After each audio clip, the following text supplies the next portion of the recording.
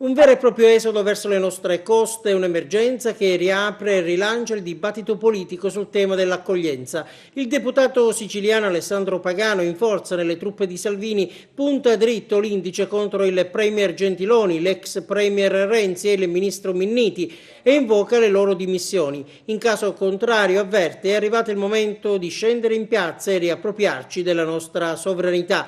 Pagano non tollera l'atteggiamento dell'Italia, mentre Frontex sottolinea e ci informa che gli altri stati dell'Unione Europea non sono disponibili ad aprire i loro porti, del resto come biasimarli. Navi delle organizzazioni non governative, battenti bandiera franco-tedesca, spagnola e maltese, trasportano in massa clandestini nel nostro paese. È un'invasione in piena regola, non solo, è un attentato alla nostra democrazia, sono ancora le parole di Pagano.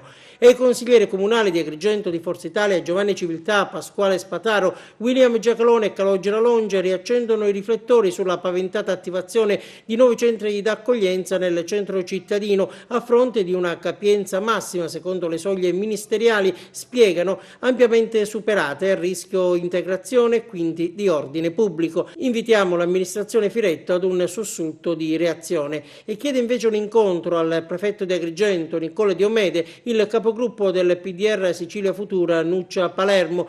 Lo riteniamo importante, aggiunge, al fine di chiarire la reale situazione sulla possibile apertura di un centro di accoglienza nella centrale via Giovanni XXIII del comune di Agrigento. Degli uffici di Palazzo dei Giganti ci è stato detto che al momento non c'è alcuna richiesta ufficiale, ma siamo dell'idea che quando le voci di corridoio sono insistenti, un fondo di verità è possibile che vi sia, osserva ancora Nuccia Palermo. È tirato in ballo, noi abbiamo girato la domanda proprio al prefetto, ecco le sue parole. Se fosse una struttura per adulti ne saprebbe qualcosa la prefettura non ne sa assolutamente nulla, non è una struttura per adulti.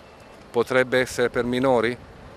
È qualcosa che va verificato nell'ambito dell'assessorato alla famiglia, dove eventualmente chi prenderebbe in gestione quella struttura per farne un centro per minori va a presentare una domanda, ma nel presentare la domanda devono essere prodotti determinati incartamenti che attengono a carte rilasciate dalla amministrazione comunale, certificato urbanistico e quant'altro. Se l'amministrazione comunale non ha contezza o notizia di questa cosa, comunque stiamo assolutamente seguendo, ho avuto anche ieri occasione di parlare telefonicamente con l'onorevole Pagano, leggo anche stamattina alcune notizie da parte di un consigliere comunale, sì, che chiedeva, dice, aspetto l'incontro con la prefettura. Io non appena avrò ulteriori maggiori notizie su questa specifica vicenda e situazione, sarà assolutamente mia cura parlare con chi ha chiesto di interloquire con la prefettura.